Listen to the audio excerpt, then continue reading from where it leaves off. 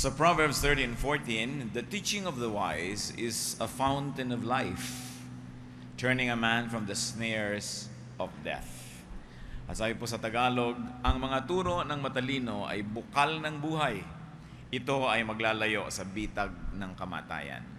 Learn from the wise and have a better life. Ito ang ating pag-aaral, panibagong pagtingin sa itinuturo ng Proverbs. How to fear God. Paano nga bang ibig sabihin ng matakot sa Diyos?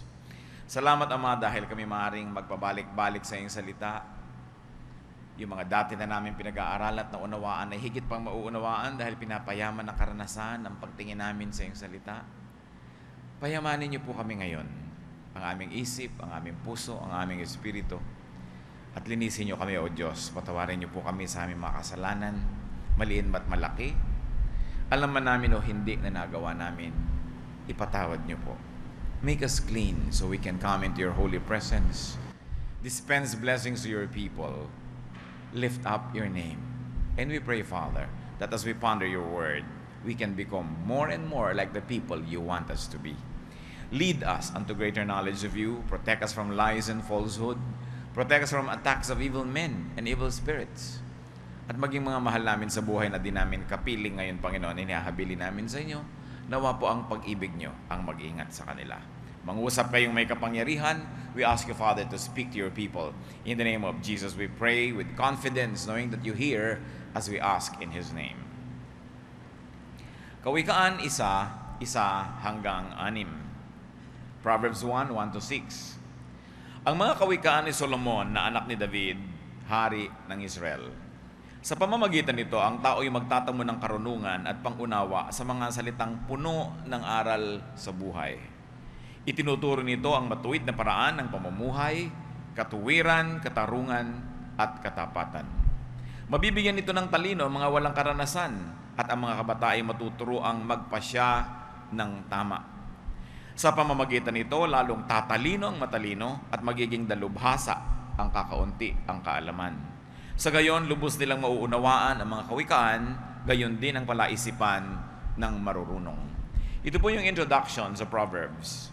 Binibigyan ng halaga, binibigyan ng diin kung ba't mahalaga ang mga kawikaan. Tayo man ay may mga kawikaan, ang lahat ng lahi ay may mga Proverbs. At bakit mahalaga ang mga Proverbs? Dahil ito ay mga karanasan ng mahahabang mga buhay. Kumisan maraming iba't ibang buhay na pinagdugtong-dugtong, pagkatapos ay pinagmuni-munian, pinag-aralan, at hinanapan ng generalizations. Para masabi ng isang henerasyon, ng isang kasabihan, kailangan napatunayan na ito sa buhay, through trial and error. Kaya daw ang nakikinig sa mga kasabihan, makakaiwas sa maraming kamalian. At bagamat kakaunti ang karanasan, ay magiging mga dalubhasa sa karunungan, sapagkat pinakikinabangan ang karunungan ng iba na napakatagal bago naipon. At ito daw ang mga mapapala nag-aaral ng Proverbs. At nais nating pag-aralan ang mga butil-butil na mga Proverbs na ito at paano nga ba ito magiging praktikal na katotohanan sa ating buhay. So Proverbs are for wisdom, for discipline, for righteousness and justice, for decision-making, especially of young people who lack experience, and for understanding words of insight. Sayang ang mga matatalinong mga salita na hindi naiunawaan. Because wise words are codes and they have to be decoded. Sayang yung mga mahahalagang mensahe kung hindi naman pala pakikinabangan dahil hindi naintindihan. At ngayon, ang nais nating bigyan ng pansin, Proverbs 1:7.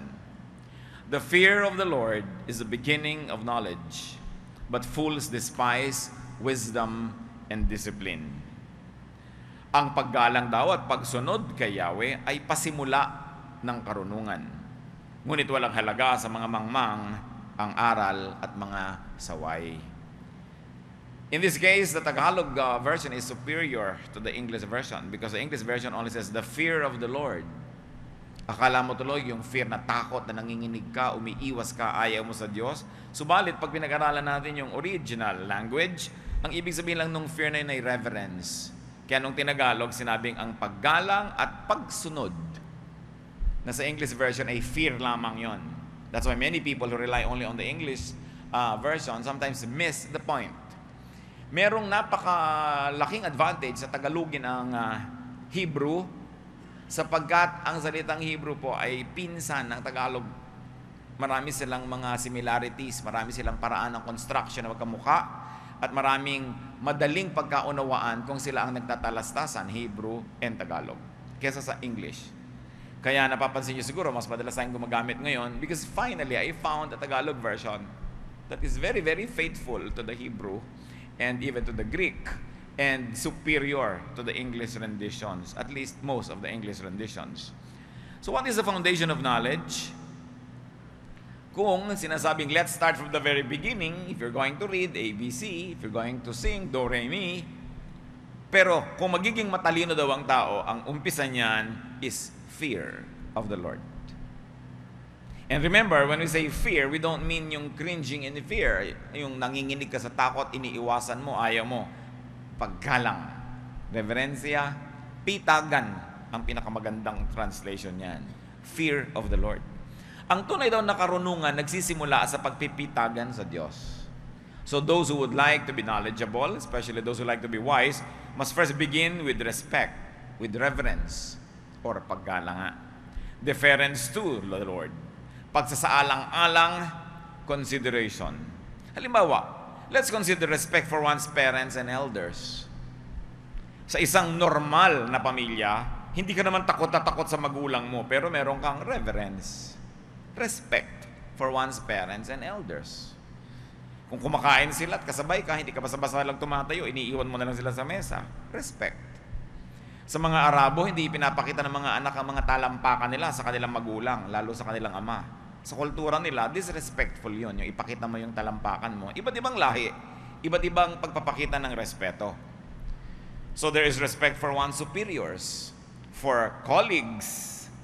Kaya kung minsan sa mga aeroplano nakalagay, as a courtesy to the next passenger, please wipe the basin that you have used because you have to respect your co-passengers. We respect one's friends. No? Hindi tayo nakikialam kung ayaw nila tayong pakialamin. Hindi tayo nagtatanong kung hindi nila tayo gustong sagutin. Hindi natin kinakalkal yung isinilihim nila sa atin kung kaibigan natin sila. Hinihintay natin sila magsiwalat ng lihim at pag isiniwalat nila, doon lang tayo nakikisalo. At kung hindi, hindi tayo nakikialam. Respect for friends. Respect for your partner or for your spouse. Na hindi mo basta-basta pinapakialaman kahit cellphone niya. Hindi mo binabasa lahat yung nandun. Liban na lang nanganganib ang inyong pagsasama, siguro pwede mong pakialaman, ano?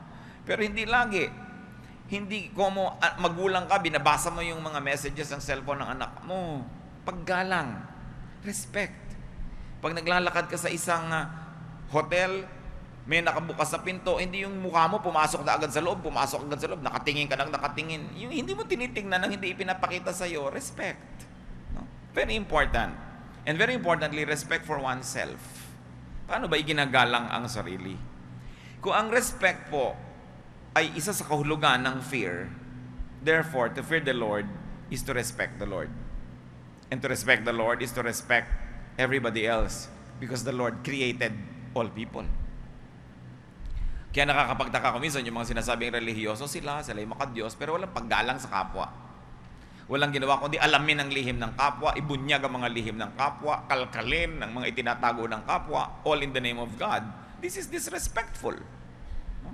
Kaya nakikita natin na hindi talaga yan natatakot sa Diyos. Kasi hindi niya naiintindihan ang pagkatakot sa Diyos ay paggalang sa Diyos at paggalang sa lahat ng nilikha ng Diyos. This fear of God has a double meaning. One is respect and one is obedience. But actually, though they look like separate ideas, they are really one. Because when you respect to the point of obedience. When you respect God to the point that you obey God.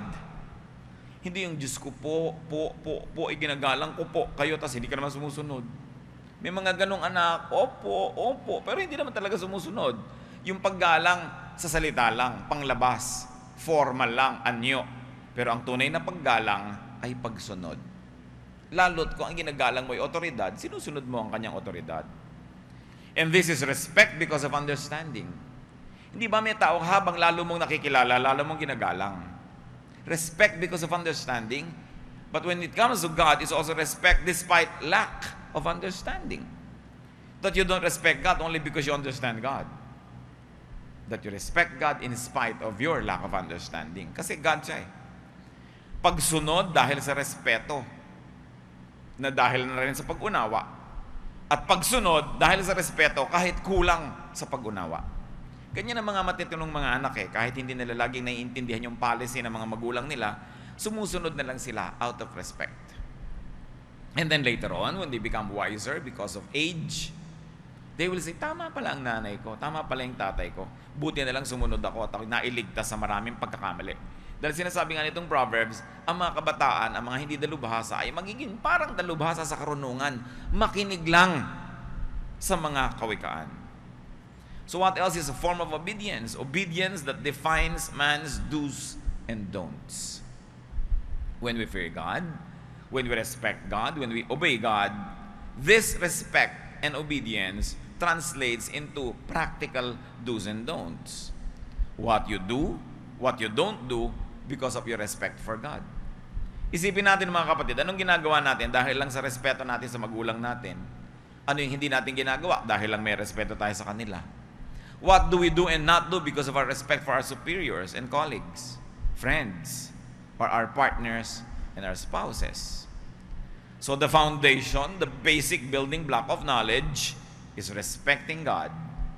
And this is respecting God to the point of obedience. Sino ang taong dudunong? Sino ang taong marunong? Yung gumagalang sa Diyos at tuloy-tuloy ang paggalang sa pagsunod sa kalooban ng Diyos. Yun ang marunong. Ang totoo, yun ang magiging marunong. Bakit? Kasi sa pagsunod mo, doon mo lang malalaman na tama ang Diyos eh. Paano mo magiging mapapatunayan na tama siya na hindi ka naman sumunod muna? Katulad ng recipe, pag binasa mo yan, tapos nabuo yung cake, nabuo yung niluto mo, tsaka mo lang malalamang tama pala yung recipe. Pero hindi mo malalaman yun kung hindi mo muna sinunod. Merong instruction, ang isang binili mong equipment, sinunod mo, umandar yung equipment, nalaman mong tama kasi sumunod ka. Paano mo ngayon malalamang tama ang Diyos? Alam niyo yung laging nakikipagtunggali sa Diyos, laging lumalaban, o laging may conflict sa Diyos, kasi hindi pa lang talaga sumusunod. Dahil kung susunod ka, malalaman mong totoo. Ngayon, sumusunod, kalahati lang ang puso, hati ang loob. Sumusunod, mabigat ang paa. Sumusunod, nagdadabog, masama ang loob. Hindi mo rin makikita. Susunod na rin lang tayo, gawin mo na with pleasure. Ilubos-lubos na. Buuin na ang loob at nang sa ganun makuha natin yung blessing. To obey God. Now, how do we apply this concept, fear of God? Because fear of God must be the beginning of consciousness. Ang pagkamulat ng isang isip ay dapat nagsisimula sa pagkatakot sa Diyos. Tinranslate nung kanta na banal na takot. Ibig sabihin, hindi yung takot na takot, kundi may paggalang, may respeto. Pag nagsisimula ka ng isang bagay, ang una mo nang iisipin para ka maging talaga matalino, ano naman kaya ang sasabihin ng Diyos tungkol dito? Ano ba ang point of view ng Diyos tungkol dito? You begin with that. Because fear of God must be the beginning of consciousness. And if you want to really begin with consciousness, bata. Iba yung pinapalaki mo ang bata na may pagkakilala na at paggalang at pagsunod sa Diyos. Sabi sa Deuteronomio 6:6-7, ang mga utos niya itanim ninyo sa inyong puso.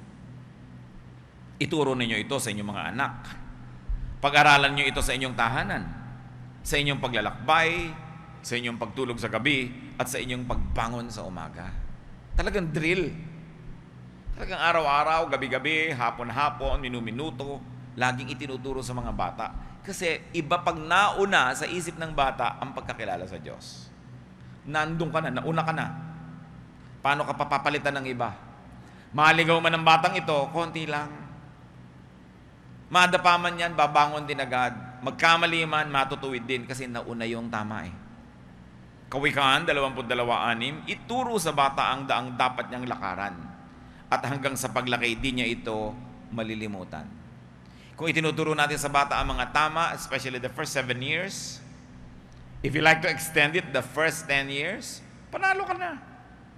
Wala na makakaagaw sa batang yan dahil nauna ka na eh. Para rin yung pagmamahal, kung minsan, di ba, kung sino yung nag-alaga, yun ang mahal. Kung minsan, hindi nga yun ang biological parent, pero yun ang nagpalaki. sumulpot man yung biological parent galing sa ibang planeta, hindi na niya maaagaw ang pag-ibig ng batang ito. Kasi nauna ka na eh. So ano ngayon ang mangyayari pag inuna mo yung pagkakilala sa Diyos, the fear of God, the respect for God, obedience to God? Hindi ka na dapat mag-alala. Ano kaya ang gagawin ng anak ko pag nag-high school siya, pag nag-college siya, pag tumanda siya? Nakatanim na yung salita ng Diyos eh. Siyempre, maganda kung may follow-up, maganda kung patuloy itong napapalago. Pero yung gumawa ng tamang assignment, itinuro ang tama sa bata sa simula pa lang, yan ang nakakapag-relax pagtanda. Pero yung mga tamad na magturo, no? Hindi nagturo ng nagturo, yan ang hindi makakapahinga, matanda na lang yan, hanap pa ng hanap sa mga anak, sa mga presinto, sa morgue, sa ospital, sa mga sementeryo, dahil hindi na una ang turo. Sa inyo na magpapalaki pala ng mga bata, unahan. Pero huwag yung laging, huwag kang iinom ng coke, magagalit si Jesus. Yung mga katamaran ng pagpapaliwanag kung ba't hindi siya yung gustong painumin, sinasangkalan lagi ang Diyos, ayan, magagalit ang God. Pag may pastor, magagalit si pastor, huwag kang kumain ng ganyan. Yung panakot, no? Ang mga tao, panakot ang Diyos, panakot yung pastor, panakot yung mga religious leaders. It's the wrong way to approach this. Because people equate God and people equate things that are belonging to God with fear. Alam niyo, mga tamad na magulang yan. Pastor, pag sabihin mo nga ang anak ko, at tikas-tikas ng ulo niya, ikaw kasama nung lumaki, ba't ako pagsasabihin mo dyan? It only tells me how lazy you are na magturo. Di ba? May mga magulang nakakapanliit kung pwede lang akong mag-disappear. Kaharap yung bata, Pastor, ang tigas ng ulo niyan, pagsabihan nyo. Hindi talaga titino yung ganun bata kung ganun yung magulang. Walang tactfulness, walang diplomacy, pinapahiya yung bata. Huwag lang siyang sisisihin yung bata. Anong inaasahan mo magiging ugali ng batang ito? Kung ganyan nga yung magulang. Marami kung ganyan, gusto kong dapurakin ng sampal yung mga nanay na, ito pang anak ko, tikas ang ulo nito. Ikatabi. Yung nanay ang gusto kong bigtihin dahil kaganyan yan, di kasi marunong magpalaki. No? Sabi nga ni Balagtas, yan ang problema ng dapat magturong tamad na magulang. Unahin ang pagtuturo. And fear of God must be the standard for ideas. Fear of God must be the standard for deeds. May ginagawa ka, uunahin mo agad yung fear of God. May kinalaman ba ang Diyos sa ginagawa ko, sa iniisip ko? Pero gusto kong bigyan ng diin mga kapatid, hindi ito takot ang pinag-uusapan. Galang, respeto. Kasi wala yung negative feeling. Awit, 111, 10. Ang pagsunod at paggalang kay Yahweh simula ng karunungan. Doon nagsisimula ang lahat. No? Kaya hindi pwedeng alisin mo yung mga salita ng Diyos sa pagtuturo. Aalisin mo yan sa equation. Pero hindi siya dapat ipinagdudot-dutan sa mga bata. Tuloy, negative ang attitude nila. Kita niyo yung mga pinag-aral ko minsan sa mga religious schools, yung mga mahihigpit na mga religious schools, talagang para mga nakawalang kabayo pagka gumraduate na sila. Kasi sobrang higpit. Sobrang nakakasakal. Mga kapatid, ang isa sa mga nagpapalungkot sa akin sobra, yung mga Bible-based, Christ-centered, evangelical Christians na nakakasakal pagkasama mo. Kakasakal. Ina-assign nila sa iyo yung values nila. No? Ipinipilit nila na ikaw maging clone nila. Kung yung behavior nila, ganitong gagawin nila, hinahanap nilang maging ganun ka rin. Everybody is an individual. Everybody was made by God in a unique way. So you cannot expect people to react to the same teachings and to interpret and apply the same teachings as much as you do and as much as you would. May mga tao, pag dumating sila, nagpapasikip ng mundo. Yung, dumating na naman itong mga born again na to. Yung bang nakakasakal. Dapat hindi tayo ganon. Kasi hindi ganon si Jesus. Lagi tayong nagmo-moralize, assigning morality to everything. You know, morality is a very personal issue. No? While we have the same God, the same Bible that we subscribe to, you must process it. And you must apply it in a way that is unique to your situation, that brings out the best in you and brings out the best in situations. Hindi yung para tayong Diyos, yung pag dumadating tayo, judge ka ng judge. Lungkot na ganyan. Alam nyo, napakarami mga tao, dapat sana napalapit na sa Diyos kung hindi lang nakakapaso ang maraming Christians. What we must learn is to be steadfast in our sense of morality, but not to inflict it on others. Let them process their own application of these spiritual things. So kailangan, ang pagsunod at paggalang, doon nagsisimula. ng karunungan. So, anong ibig sabihin yan? Gumagalang ka kay Yahweh, gumagalang ka sa Diyos. Ang Diyos nga gumagalang sa tao Iginagalang nga niya yung will ng tao, hindi nga niya iniiba yung will ng tao Hindi nga siya nang iiba ng tao hanggang yung tao willing magpaiba Tapos ikaw iibahin mo lahat ng tao sa paligid mo, papaandarin mo sa iyong tugtog, sa iyong kumpas. Hindi na yan paggalang sa Diyos. Kasi hindi na yan pagsunod sa kanyang halimbawa. Remember, fear is to obey and to follow the example of God. Halimbawa, the king reigns, an example of a ruler, no? Some people may not respect and obey the king, but what will happen to them? Di ba sila ay mapapahamak, sila ay huhulihin, sila ay kinukulong. So ganyan ang nangyayari sa atin pag hindi natin iginagalang ang Diyos. Paggalang na pagsunod, hindi lang paggalang na naka-close neck ka, naka-long sleeves ka, yung para ka laging ibuburol dahil ginagalang mo ang Diyos. Hindi lang yun. Kundi yung iginagalang mong yung kapwa, kahit hindi sila kagalang-galang, kasi iginagalang din sila ng Diyos. Dapat nating iakyat, isampa, itaas yung pagbabasa natin ng Bible At ang pagbibigyan natin ng kahulugan sa mga salitang ito. God respects people. So how do you respect God? Respect those that God respect. That means you're respectful of people. At yung ruler, pagka hindi mo ginagalang, sinusumpa-sumpa mo, ano mangyayari sa'yo? Mapapahamak ka. At marami pong kapahamakan ng tao, hindi lang natin na pagko-connect dahil hindi natin ginagalang ang Diyos. Isipin nyo kung paano niya apply yung marami akong tragedy sa buhay, maraming nangyayari sa akin hindi maganda because I don't respect God. Halimbawa, sabi sa mga ngaral 10, 20, ni sa isip ay huwag susumpain ng inyong hari, ni sa pag-iisay huwag hamakin ang mayayaman, pagkat may pakpakang balita at may tainga ang lupa. Anong sinasabi dito? Defer to those who have power and authority. And if this applies to human, powerful personages, what more to God, who is divine, who is in heaven? Kaya dapat lagi siyang iginagalang. Kahit sa isip mo, hindi mo siya dinidisrespect. No? Kailangan laging may paggalang sapagkat nakakarating sa langit ang lahat ng mga hindi natin paggalang sa Diyos. May balik sa atin yon. Kaya kung minsan nagtataka ka, bakit ba hindi ako mag-click sa ginagawa ko? Lagi na lang ako nabibigo, lagi na lang ako nalulungkot, lagi na lang akong lugi. Maaaring yan yung mga balik ng hindi natin paggalang. Kahit ka religious. Maraming ang religious yan talagang hindi gumagalang sa Diyos in principle. Kaya kung minsan sila tong malulungkot, sila tong mga nilulunod na lang makalungkotan nilang kahahaleluya, pero naglilibang lang talaga sila dahil alam nilang mayroong napakalaking kulang sa kalooban. Kaya dapat talaga ang inuuna yung loob, yung totoo. At walang makakapagpaliwanag ng salita ng Diyos sa inyo mga kapatid kasing tindi ng sarili niyong pag-unawa dito. That we must graduate to the level of engaging the Word of God, finding its meaning in our own terms, and applying this in our own terms so that the words of God become beneficial to us.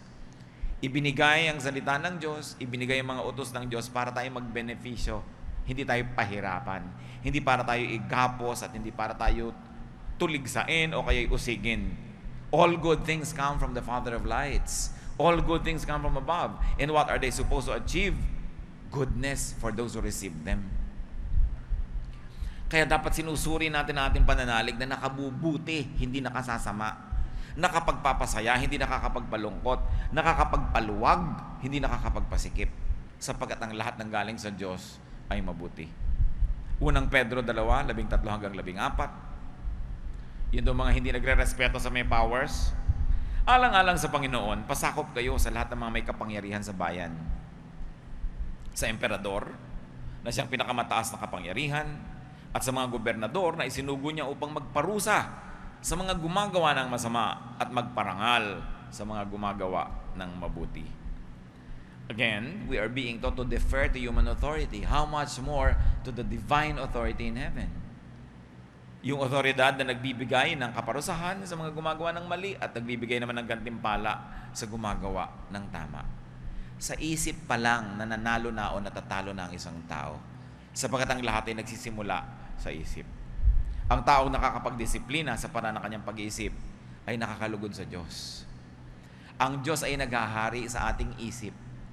Kung may pinaghaharian siya, bagamat naghahari naman siya sa lahat ng bahagi ng ating katawan, pero palagay ko naman mas naghahari ang Diyos sa ating utak kaysa sa ating kuko. Kasi doon talaga nabubuo ang lahat ng gagawin natin. Doon tayo nakakapag-isip, doon tayo nakakagawa ng maraming bagay. Kaya yung isip, yun ay dinidisiplina. At lagi nating tinatanong, what does God think? What does God say? Magpapasya ako, itong mga choices ko. What does God want? May pipiliin ako na direksyon. What does God want? Inuuna. Yun ang respect. Kayo, ewan ko kung ginagawa nyo pa ito, pero dapat nakatira sa inyong nanay nyo, mamamalengke kayo. Hindi nyo ba siya tinatanong, Nay, ano pong gusto nyong ulam? Respect yun eh. Hindi yung ihain mo na lang kung anong gusto mong ihain sa nanay mo. Respect. Tinatanong mo, anong gusto ninyo? Gusto ng mga matatanda, sinasangguni. No? Pero hindi mo na ba sa babaliwalayan at yan ang napakalaki ngayong heartache na matatanda. Hindi na sila tinatanong. Lalo't hindi na sila yung kumikita. Lalo't hindi na sila yung maraming alam dahil yung computer, mas marami ng alam. Pero may respeto ka. At kung may respeto tayo sa tao, may respeto tayo lalo sa Diyos. Mas madalas, nire-respeto natin yung tao kasi kitang-kitang nandyan, pero nalilimutan natin yung respect for God. Yung sumasangguni ka, may gagawin ka, magtatanong ka man lang, ano bang gusto niyo, Lord? Saan ba tayo pupunta? Ano ba sa mga trabahong choices na ito ang tatanggapin ko? Alin ba sa mga negosyong ito ang aking gagawin? Alin ba sa mga manliligaw na ito ang aking tatanggapin? No, hindi yung gusto mo na lang lagi. Nagtatanong ka. Tapos ang nagtatanong ay naliligtas sa napakaraming kamalian. No? Ngayon, kung sabihin mo, nagtatanong ka lagi sa mga religious leaders, hindi naman lagi ang sinasabi ng establishment, yun ang sinasabi ng Diyos. No? What the religious establishment say is not always what God says. Kaya, sinusuri mo rin yan. Sasabihin kasi natin, bakit ganun? Ang religyoso ko. Masunurin ako sa lahat ng utos ng simbahan, pero ba't hindi ako masaya? O bakit miserable ako? O bakit parang may kulang? Kasi hindi naman lahat na itinuturo ng religion yun talagang gusto ng Diyos. Kaya ang pagtuligsa na lang ng Panginoon sa mga religious leaders, ganun na lamang.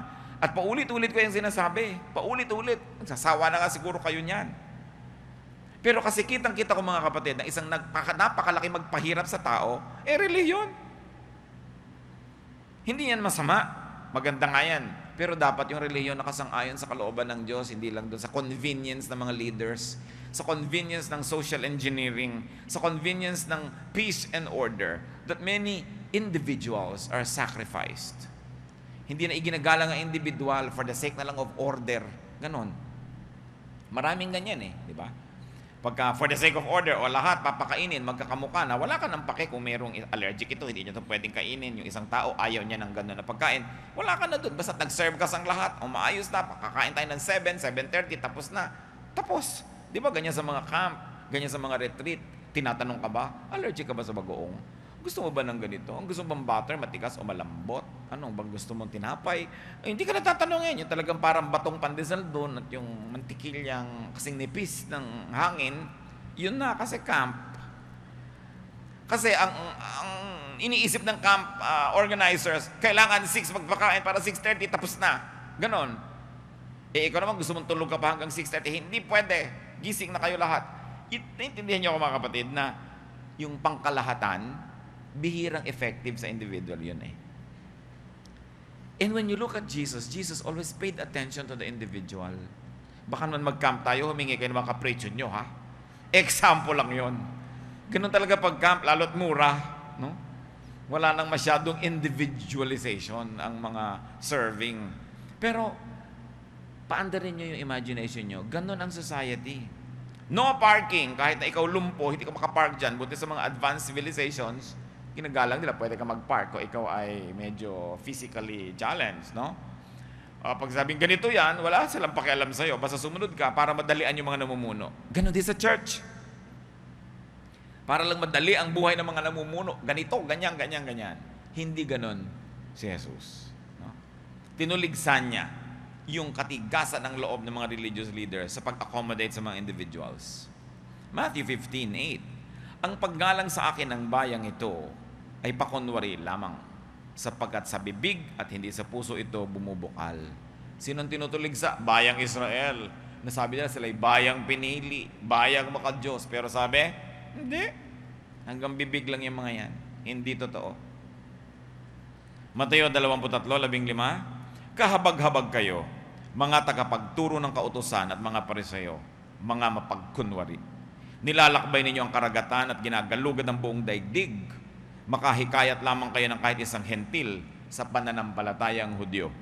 Ngunit, kung ito'y mahikayat, ginagawa niyo siyang masahol pa kaysa sa inyo.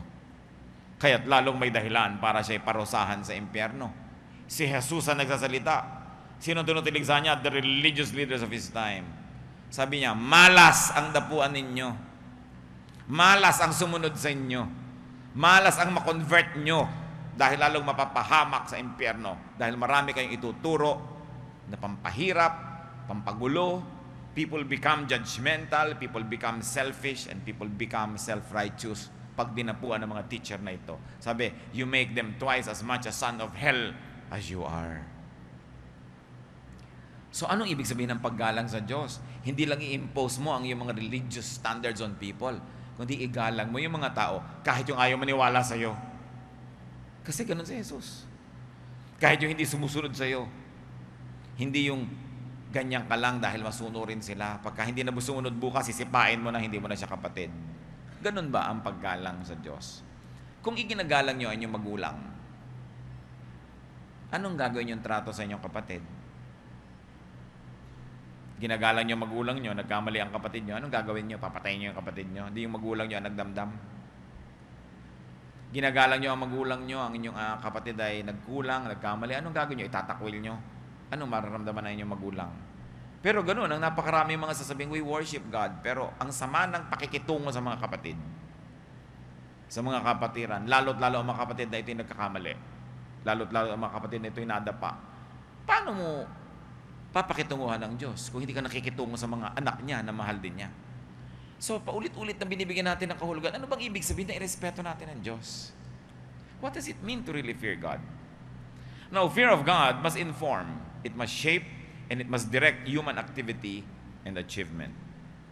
Na siya ang lagi mong iniisip, ano nga ba ang marapat, nakagalang-galang na pamamaraan para sa tingin ng Diyos? Kawikaan 15:33, ang paggalang at pagsunod kay Yahweh ay nagtuturo ng karunungan. Sabi sa mga ngaral 12, 13-14, sa kabila ng lahat ng ito, isa lamang ang aking masasabi. Matakot ka sa Diyos at sundin mo ang kanyang mga utos, sapagkat ito ang buong katungkulan ng tao. Lahat ng gawin natin, hayag man o lihim, mabuti man o masama, ay ipagsusulit natin sa Diyos. So pag may ginagawa tayo, dapat lang tayong aware. Ipagsusulit ko to. Mananagot ako dito. Makakatanggap ako ng palo o haplos. Makakatanggap ako ng gantimpala o parusa sa iniisip ko, sa ginagawa ko. Therefore, all human activity must be informed and shaped and directed by our conscious effort to respect God. Be wise. Respect God. Pag sinabi mo, paano ka igagalang ang Diyos? Hindi ko naman siya nakikita. Paano ka igagalang ang Diyos? Nasa langit naman siya. Paano ko ba pwedeng bastusin ang Diyos? Di ba? To respect God, and you don't know how to do it, because many of us don't know how to do that because God is invisible, just respect God's creation. Di ba? Ginagalang mo ang asawa mo, nagluto. Paano mo ngayon itatrato yung niluto niya? Igalang mo rin. Kahit minsan ka walang lasa. Di ba? Pero igagalang mo dahil ginagalang mo yung gumawa. Iginagalang mo halimbawa ang isa mong kaibigan. So yung anak niya, alang-alang sa yung kaibigan, tinatrato mo ng mabuti. So paano igagalang ang Diyos? I like to propose one very practical way. Just respect God's creation. And the highest and the foremost creation of God ay tao. Kung sa theology, hirap na hirap kang i-translate how to respect God, then just respect your fellow men. That is pure religion. Awit 6:8, ginawa mo siyang pinuno ng lahat ng iyong nilikha. Sa lahat ng mga bagay, siya ang iyong pinamahala. Mga tupa at kawan, pati ng mga mababangis, lahat ng ibong lumilipad at mga isda sa karagatan, ang lahat ng nilikhang nasa karagatan. Ibig sabihin, talagang binigyan ng Diyos ang tao ng very special position. Hindi mo kayang sampahin yung langit para irespeto ang Diyos. Irespeto mo ang tao, pagrespeto na rin yun sa Diyos. Sinasabi mo, paano ka naman mababastos ang Diyos? Madali, mambastos ka lang ng tao, binastos mo na ang Diyos. Kaya maraming mga tao, umaani ng maraming parusa, hindi nila alam kung saan ang galing. Kasi ang dami pala nilang taong binabastos. Ang dami pala nilang taong hindi pinapahalagahan. Yung iba naman nagtataka, bakit kaya ang luwag-luwag ng buhay ko, lahat ng ginagawa ko magaan? Yung pala, ang dami lang ginagalang. Kasi, sabi ni Lord, whatever you do to the least of this, you do to me. Mahirap bang maintindihan yun? Hindi na natin kailangan maging napakalalim at napakataas sa ating pananalig. Ibaba mo lang sa lupa yung application. Respect for God is respect for people that He loves. He loves people whether they are lovable or not. It means respect for others. Unang Pedro 2:17, igalang ninyo ang lahat ng tao. Ano bang ibig sabihin ng lahat? Lahat. Filipos 2:3, ituring ninyong higit ang iba kaysa sa inyong mga sarili. At meron pa pong isang mahalaga. I like to propose a very profound religiosity. Respect yourself. Kahit sa ulo mo ang lahat ng verses, if you don't respect yourself, then you don't respect God who created you. Therefore, you are disrespecting God in spite of your religion. Respect yourself. Psalm 139:14, I praise you because I am fearfully and wonderfully made. Your works are wonderful. I know that full well. Pag pinipintasan ninyo, minamaliit, hinahamak ang inyong sarili, iniinsulto nyo ang Diyos. Kasi nilikha niya kayo eh. Di ba kung minsan merong pintor, pinintasan mo ng pinintasan, yung ginawa niya, di siya yung sinasaktan mo nun. Merong gumawa ng isang bagay, floral arrangement, hindi mo inappreciate, di yung gumawa nun ang nilalapastangan mo.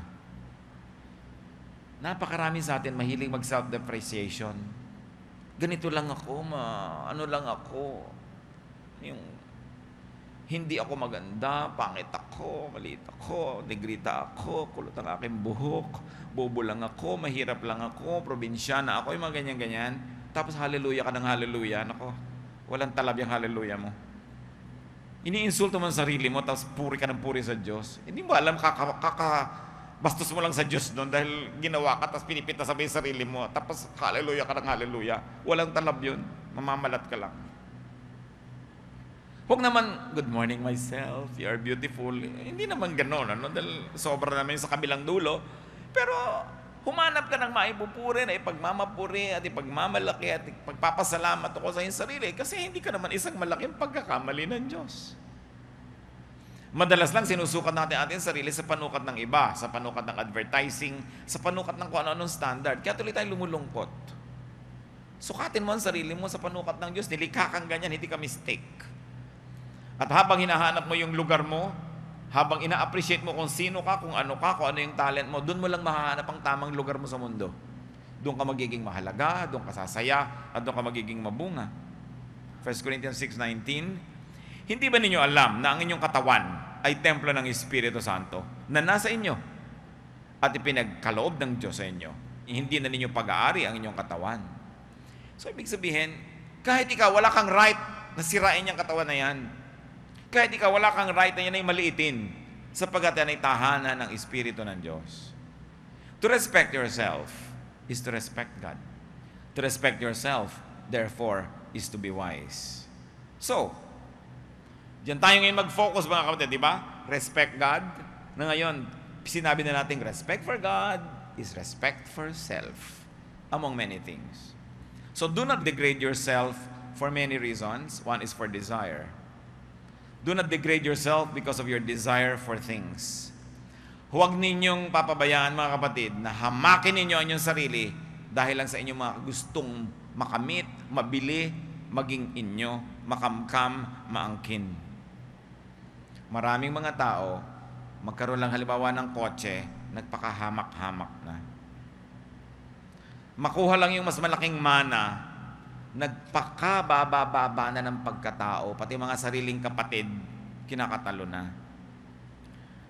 Makamit lang yung hinahangad, ibinaba na ang sarili sa putik, hinamak na ang kanyang sariling dangal, tapos things lang yung ipapalit mo.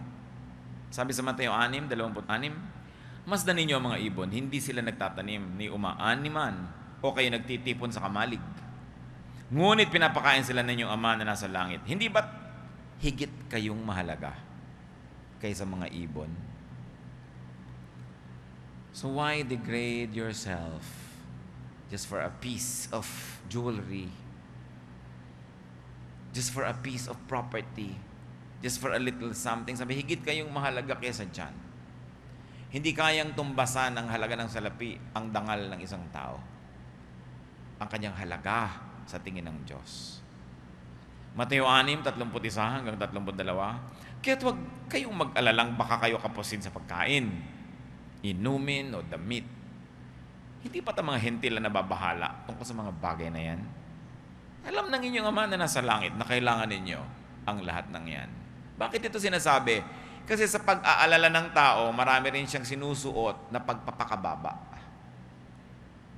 Sa kanyang mga insecurity, sa kanyang mga worries, hinahamak-hamak din niya ang kanyang sarili sa paghahanap niya ng security, sa paghahanap niya ng sagot sa kanyang mga pangangailangan.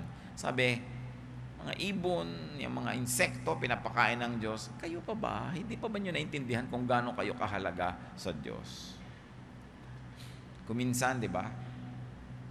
Meron ako nabasa sa Reader's Digest, isang ina, mahal na mahal niya yung anak niya, halos hindi pa dapuan sa insekto. Ito namang anak talagang naglayas. Nawala ngayon, nakuha siya ng mga masasamang tao, ginawa siyang prostitute, nakagapos siya doon, ginagahasan ng kung sino-sinong tao, halos hindi pa kainin, halos hindi makakaligo. Anong pagbasag sa dibdib ng isang magulang na ang mahal na mahal mong anak, halos itangi mo't idambana, ay ginaganong-ganon ng iba? Diba? Ngayon, nararamdaman din yun ng Diyos pag ginaganon natin sarili o nang gaganon tayo nating kapwa. Sapagkat ang bawat tao ay tinatangi ng Diyos. All our theology will mean nothing if we don't love people genuinely. Whether they are lovable or not, whether they conform to our religious standards or not. No? Love is what Jesus exemplified. Yung paghahangad, nakakapagpababa yan. Hindi ko na kailangan explain sa inyo. Isipin niyo lang mga kapatid, ang mga sarili niyong paghahangad na nagmukha kayong cheap. No? Dahil lang interesado kayo. What you do not covet cannot enslave you. Sino ang taong malaya? Yung hindi naghahangad. Sapagkat hindi kayo kayang alipinin nang hindi nyo pinagnanasaan. Di ba kahit sa pag-ibig, napapakaali-alipin ka dyan dahil gusto mo siya eh. Eh kung hindi mo siya gusto, ba't ka man niya maalipin? Kaya binabantayan mo kung sino ginugusto. Binabantayan mo kung sino hahangarin. Kung ano ang gugustuhin. Dahil nagiging alipin ka niyan. Do not degrade yourself because of your desire for ambition. Now, don't get me wrong. Hard and honest work is not degradation. It is not degrading. Pag nagsisikap ka lang talaga. Pero may mga ginagawa yung iba na dahil sa ambisyon, nagkakandababa talaga. Yung kahit na sila magpakababa sa harap nitong isang tao, sa harap lang ng iba, magmukha silang mataas, pwede na rin. No? Yung mga pakitang tao. But stooping too low, stripping oneself of respectability and losing self-respect for ambition is nothing. Because remember, our ambition must be tempered by our respect for God. And the moment that you lose your respectability for ambition, you're already destroying the very fabric of what ambition should be. May isa pa na hindi natin dapat ahayaan, mga kapatid. Do not degrade yourself for desire for pleasure. Yung mga iba gusto lang makapagbakasyon, ibebenta na ang kaluluwa. No? Gusto lang sumarap ang buhay kahit na ibayad na yung kanyang dangal. Desire, which can be sexual or non-sexual, can be very, very powerful. What do people go down to and put up with in pursuit of pleasure? Yun lang mga nandadaya sa mga asawa nila, no? Para lang magkaroon ng kulasisi. Kung ano-anong mga nakakapagpababa ng pagkataong ginagawa niyan para lang mailihim, para lang magawa ang kanyang mga pinaggagawang hindi niya dapat gawin dahil may pananagutan siya sa kanyang asawa. Nagtatago, sumusuot sa mga sulok-sulok, gilid-gilid, nagpapanggap, kung ano-ano, dahil lang sa paghahanap ng sarap. At kung meron akong gustong bigyan ng diin, isa pong malakas magpababa ng pagkatao, mga kapatid, is desire for romance, desire for love. Sabi sa mga Hukom 14, 1-2, isang halimbawa ito ng paghahanap ng pag-ibig na hindi naman dapat kasi. Minsan nagpunta si Samson sa Timna at nakakita siya roon ng isang dalagang Filistea. Nang siya'y umuwi, sinabi niya sa kanyang mga magulang, mayroon po ako nakita isang dalagang Filistea sa Timna. Kunin po niyo siya para sa akin. Gusto ko siyang mapangasawa. Samson's desire for romance led to his downfall. Now, not all desires for romance leads to downfall, ha? Kaya lang, alam mo pa lang sa simula, tragedy ito. No? Hindi na yung ipagsisiksikan mo ang iyong sarili doon sa hindi dapat. Those who seek love and romance to the point of degrading themselves only lose that love more quickly.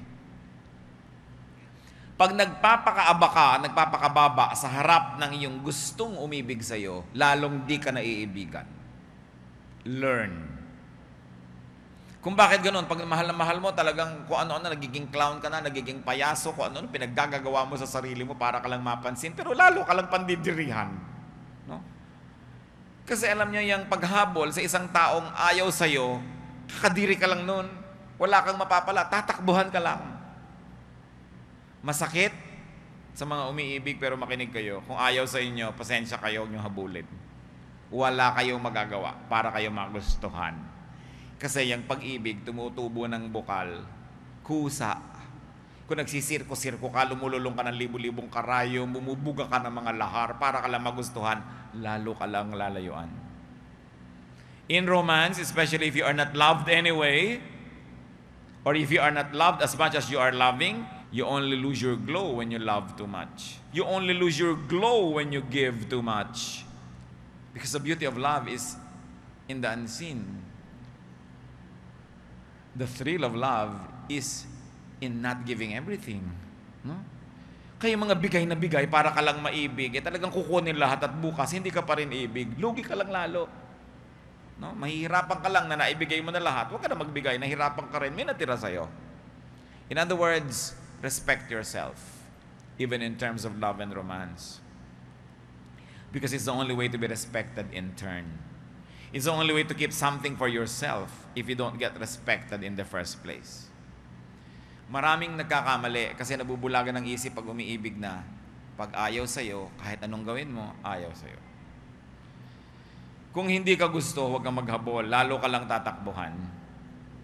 Ngayon, kung hindi ka mahal, huwag kang paselos-selos, lalo ka lang nakakainis nun. Ang pagseselos ay masarap lang kung mahal mo yung nagseselos. Pero kung hindi mo mahal yung nagseselos, gusto mo siyang ilibing ng buhay. Bago kayo ilibing ng buhay ng pinagseselosan nyo na hindi na kayo mahal, tanggapin yung katotohanan. Lalo hindi nyo asawa. Siyempre kung asawa, meron kayong right magselos. No? Pero yung girlfriend lang kayo, selos kayo ng selos, alam nyo na ayaw kayong puntahan, text ka pa ng text. Paramdam ka naman. Ayaw na nga magparamdam. May gusto mo pa magparamdam.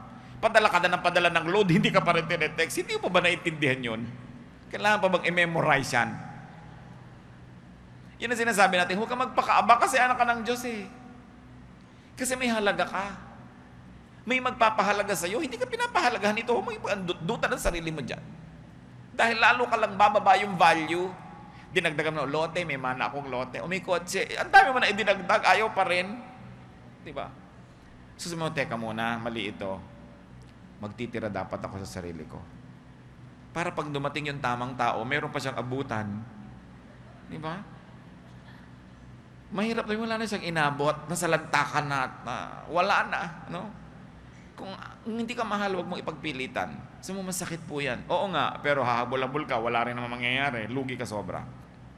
Kung ayaw sa'yo, huwag pagsiksikan. This means respect for God eh. Nako-connect nyo mga kapatid.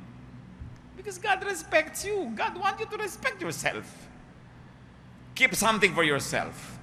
Keep the Spirit of God in you respectable and respected. Yung mga ibang magulang sabihin, bakit mo ginanyan ang sarili mo? Dala-dala mo ang ating pangalan. Nakala mo kung ano yung pangalan ng pamilya nila.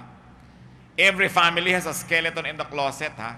Huwag na kayong mga pamilya natin. Lahat ng pamilya may bulok. Lahat ng pamilya may lihim, may baho. Habang tinatanggap niya ng mas maaga, mas makakalaya kayo para hindi na lang kayo pagod na pagod mag-image dyan. Lahat ng pamilya, walang perfect. Nakakalaya ka. Sabi, ganyan talaga. May kapintasan kami. Diba? Talagang may lola kaming ganon, may kapatid akong ganito, yung ganito kami. Ganito kami. Diba? God is not finished working on all of us. Pero sa yung ang pamilya natin, kinaladkad mo sa kahihiyan, galit na galit dahil dala mo yung pangalan. Yung pangalan ng Diyos na dala mo, nilikha ka ng Diyos. Tapos kung saan mo kinaladkad yung karangalan na yun, di ba? Remember that you are not your own, you were bought at a price. Sabi sa 1 Corinthians 6:19, hindi ba nyo alam na ang inyong katawan ay templo ng Espiritu Santo na nasa inyo at pinagkaloob ng Diyos sa inyo? Hindi na ninyo pag-aari ang inyong katawan. Gusto mo mang ipamigay lahat yan, hindi pwede kasi hindi naman sa'yo lahat yan eh. Kaya dapat may itinitira ka. Kahit man lang yung parte ng Diyos sa'yo, matira. Huwag mo ipamigay kasi hindi naman sa'yo yon. Kaya hindi ka mauubusan ng paggalang sa sarili mo kasi may Diyos na nakatira doon, kailangan mo igalang. Kaya hindi tayo dapat nakakalimot ng gusto.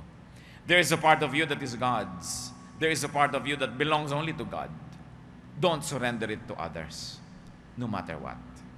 Kahit ano pang iyong emosyon. Especially to those who do not respect you anyway.